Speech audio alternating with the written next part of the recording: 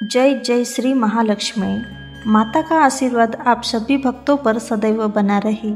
जिनके जीवन में माँ लक्ष्मी की कृपा होती है वहाँ धन, शांति, सौभाग्य, प्रेम और समृद्धि का स्थायी वास होता है। ओम श्री ही क्लीं महालक्ष्मी नमः। ओम श्री ही क्लीं महालक्ष्मी नमः। ओम श्री ही क्लीं महालक्ष्मी नमः। क्या आप जानते हैं मार्गशीर्ष के पवित्र गुरुवार को की गई एक साधारण सी भक्ति कैसे इंसान के भाग्य को पूरी तरह बदल देती है। एक रानी जिसने अहंकार में आकर माता लक्ष्मी का अपमान किया, उसका राज्य कैसे उजड़ गया, और वही माता एक छोटी राजकुमारी की भक्ति से इतनी प्रसन्न हुई कि सारी दरिद्रता खत्म हो गई और जीवन धन समृद्धि से भर गया। आज की यह कहानी महामंगलवारी महालक्ष्मी व्रत कथा है, जो सिर्फ सुनी नहीं जाती बल्कि जीवन को बदल देती है। माता महालक्ष्मी सिर्फ धन ही नहीं देती, वह घर में सौभाग्य, शांति, स्वास्थ्य, संतोष और प्रेम का स्थिर वास कराती है।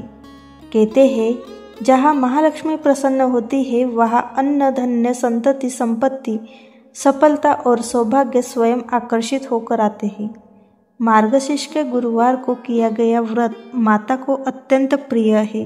जो भी इस कथा को श्रद्धा से सुनता है, माता उसके जीवन से दरिद्रता, कष्ट और अशांति दूर कर देती है। आइए कथा का आरंभ करते हैं। द्वापर युग में भारत के सौराष्ट्र देश में एक प्रतापी, दयालु और प्रजावत्सल राजा रहता था। उसका नाम था भद्रश्रवा। राजा विद्वान था, 4 वेदों, 6 शास्त्रों और 18 पुराणों का ज्ञाता। उसकी रानी सूरत चंद्रिका रूपवती, सुलक्षणी और पतिव्रता थी। दोनों के 7 पुत्र और एक सुंदर कन्या थी जिसका नाम था श्यामबाला।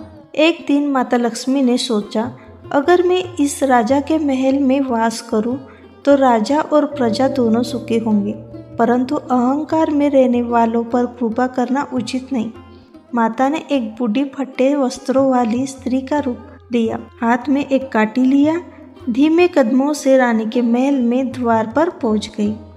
दासी ने पूछा, कौन हो बाई, कहाँ से आई हो? माता बोली, मेरा नाम कमलाबाई है, द्वारका से आई हूँ, अपनी रानी से मिलना है। लेकिन दासी बोली, रानी तुम्हें देखकर नाराज हो जाएंगी, थोड़ी देर आड़ में बैठ जाओ। तभी रानी सूरत चंद्रिका बाहर आई और माता को देखकर चिल्लाई, अरे थेरेडी भाई, यहाँ क्या करने आई हो? दूर हट, महल से निकल जा। रानी ने माता को धक्का देकर भगा दिया। रानी को क्या पता वह जिसे अपमानित कर रही है वही महालक्ष्मी है। देवी ने मन में सोचा, यह रानी मेरे योग्य नहीं, मैं यहाँ नहीं रह सकती। देवी जैसे ही जाने लगी, राजकन्या श्यामबाला दौड़ कर आई। आजी आजी, मेरी माँ से भूल हुई है, कृपया उसे क्षमा कर दीजिए, आप पर प्रणाम है। श्यामबाला की विनम्रता देखकर माता प्रसन्न हो गई। उन्होंने उसे महालक्ष्मी व्रत करने की विधि बताई।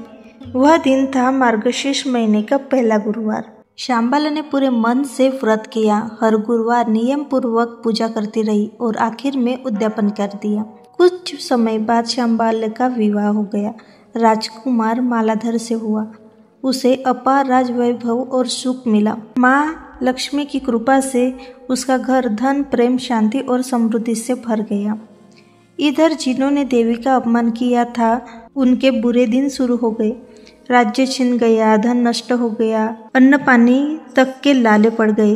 रानी सूरत चंद्रिका को खुद समझ में नहीं आ रहा था कि इतना बड़ा पतन क्यों हो गया। एक दिन राजा अपनी बेटी श्यामबाला के पास गया। धूल से भरा, थका हुआ श्यामबाला ने पिता का बड़ा सम्मान किया। कुछ दिन बाद जब राजा लौट रहा था तो श्यामबाला ने एक हंडा भर कर धन दे दिया, लेकिन घर पहुंचते ही वह धन कोयले में बदल गया। महालक्ष्मी की अवकृपा थी।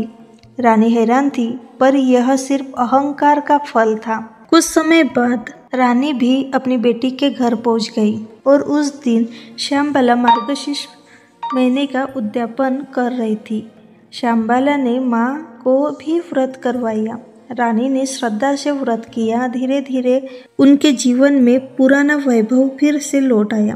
फिर एक दिन श्यामबाला अपने माँ से मिलने के लिए मायके आ गई, लेकिन रानी के मन में अभी भी ईर्ष्या थी।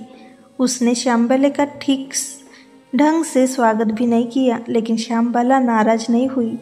वह जाते समय वही पुराना हंडा लौटा ले गई और उसमें नमक भर कर ले आई।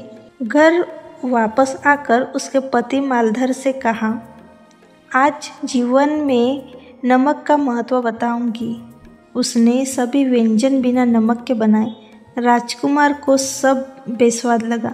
तब श्यामबाला ने थोड़ा सा नमक बढ़ाया और अचानक भोजन स्वादिष्ट बन गया। वह बोली, जैसे नमक भोजन में स्वाद लाता है, वैसे ही माता लक्ष्मी जीवन में आनंद लाती है। उनकी कृपा हो तो जीवन मधुर है और उनकी अवकृपा हो तो सारा वैभव भी कोयला है। जो भी महालक्ष्मी व्रत श्रद्धा भक्ति और विनम्रता से करता है, माता उसकी मनोकामनाएं पूर्ण करती है।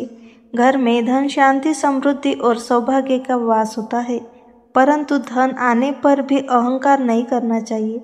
माता के व्रत और पूजा को नित्य बनाए रखना चाहिए, तभी देवी की कृपा स्थायी रहती है। महालक्ष्मी व्रत की यह पावन कथा सुफल संपन्न। ओम श्री महालक्ष्मी नमः। ओम शांति शांति।